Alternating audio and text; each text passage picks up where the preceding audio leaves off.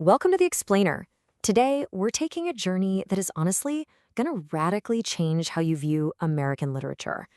We'll be diving into some absolutely fascinating research by Professor Milton Biswas to show you how stories born in the U.S. didn't just, sit quietly on dusty library shelves. They traveled, they morphed, and they literally helped reshape the globe. So we have to ask, what actually makes American literature truly American? Is it really just the geographical borders of the United States? Well, for a long time, the traditional answer was a simple yes, right? If it was written by an American citizen inside the US, boom, it was American literature. But tying these texts strictly to a map completely misses the pulsating vitality of what these stories actually do once they're released into the wild.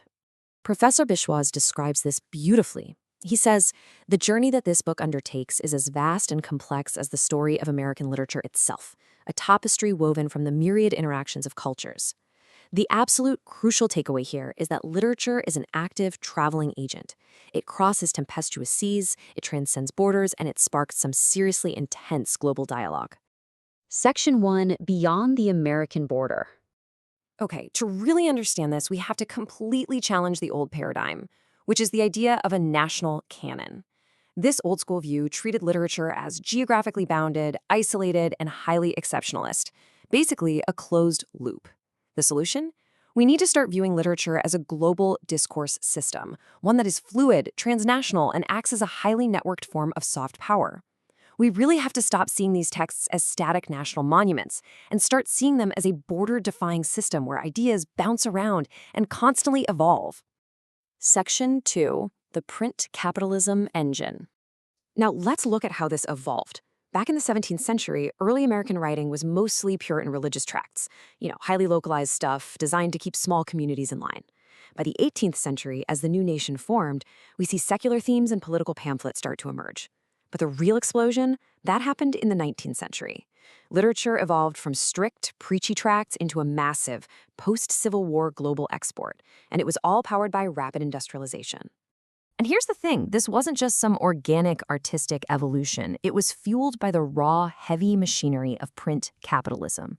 Steam-powered presses suddenly allowed publishers to churn out incredibly cheap paper by the ton.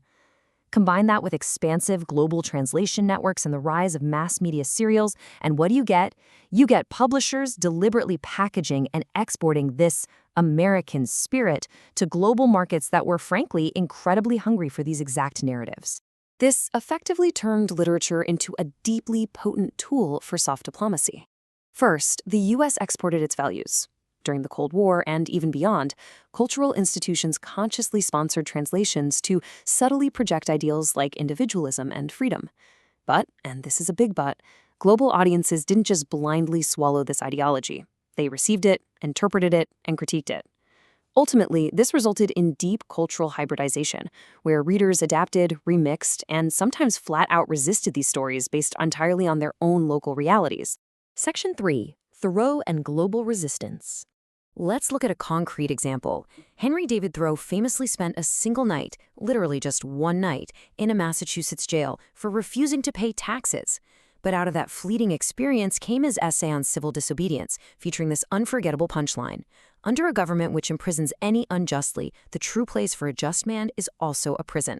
He introduced the truly revolutionary idea that your own moral conscience absolutely trumps blind obedience to an unjust state.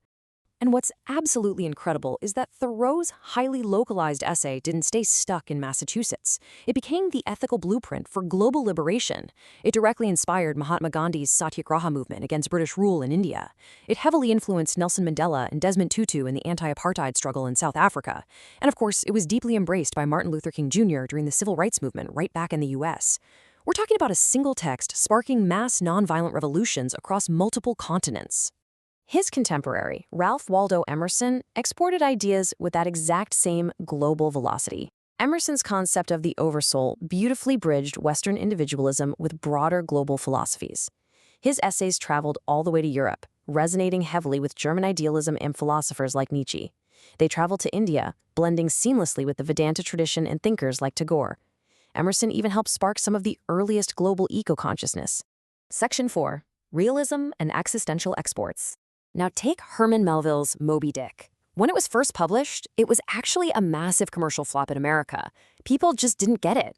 But globally, wow, that white whale transcended a simple maritime story. It deeply infiltrated French symbolist and existential circles, and it perfectly matched the intense psychological depth that Russian writers like Dostoevsky were exploring. Melville's domestic American anxieties completely morphed into the world's anxieties. Then, of course, we have Mark Twain. With Huckleberry Finn, Twain pioneered vernacular speech and unflinchingly exposed racial strife and moral hypocrisy. But the real genius is how this hyper-localized Mississippi River narrative translated abroad. Over in Russia, his sharp critique of slavery resonated deeply with their own intense debates on peasant emancipation and serfdom. Meanwhile, in Europe, his biting humor was embraced to subversively critique European bourgeois morality. That is a local story doing immensely heavy global lifting. Section 5, the new transnational canon. Fast forward to today, and our modern reality is completely different. Digital publishing and social media have entirely dissolved those old geographical borders. Diasporic and minority voices are rightfully challenging those old, closed-off ideas of American exceptionalism. We are seeing real-time global critique, translation, and remixing of literature like never before in history.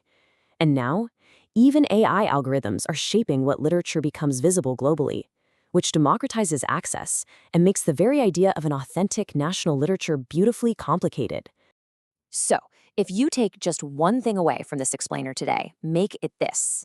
Literature is no longer a static national monument.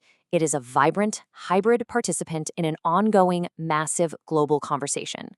The American canon is not some closed map. It is a highly permeable, deeply contested network of global influence and, just as importantly, counter-influence. Which leaves us with a pretty provocative question, doesn't it? If literature knows no borders, what does it actually mean to be American today? As you ponder the modern fluidity of identity, I really hope this explainer has made you hungry to explore more of these fascinating transnational texts. Keep questioning the boundaries of what you read, and thanks so much for learning with me today.